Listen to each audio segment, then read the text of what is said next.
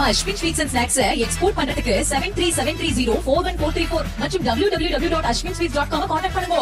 உலக புகழ்பெற்ற அலங்காநல்லூர் ஜல்லிக்கட்டு போட்டி ஜனவரி 16ஆம் தேதி நடைபெற உள்ளதை அடுத்து அதற்கான முகூர்த்த கால் நடும் நிகழ்ச்சி நடைபெற்றது. அமைச்சர் மூர்த்தி, மதுரை மாவட்ட ஆட்சியர் பிரவீன்குமார் உள்ளிட்ட பலரும் நிகழ்ச்சியில் பங்கேற்றனர்.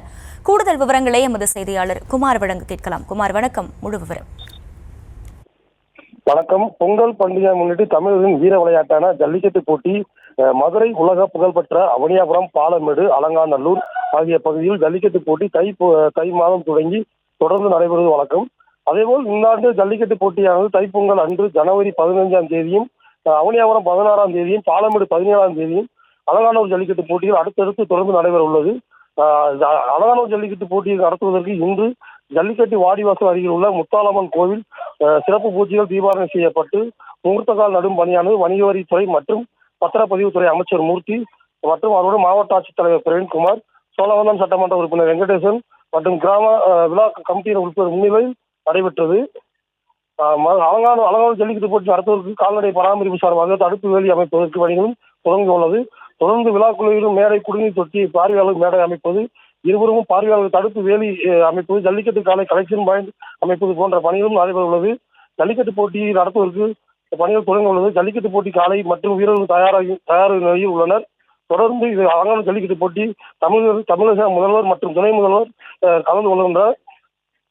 அதாவது அலங்காநல்லூர் ஜல்லிக்கட்டு போட்டியில் தமிழக முதல்வர் ஸ்டாலின் துவக்கி வைக்க உள்ளார். அதேமாதிரி பாலமேடு ஜல்லிக்கட்டு போட்டியை தமிழக துணை முதல்வர் துவக்கி வைக்க உள்ளார் என்பது குறிப்பிடத்தக்கது.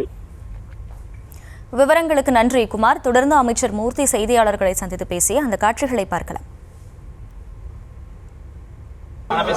அலங்காநல்லூர் ஜல்லிக்கட்டை பொறுத்தளவில் நம்முடைய தமிழகத்தினுடைய முதல்வர் திராவிடர் மாடல் ஆட்சி செய்து கொண்டிருக்கக்கூடிய முதல்வர் அவர்கள் இந்த ஜல்லிக்கட்டை துவக்கி வைக்க வருகை தர இருக்கிறார்கள்.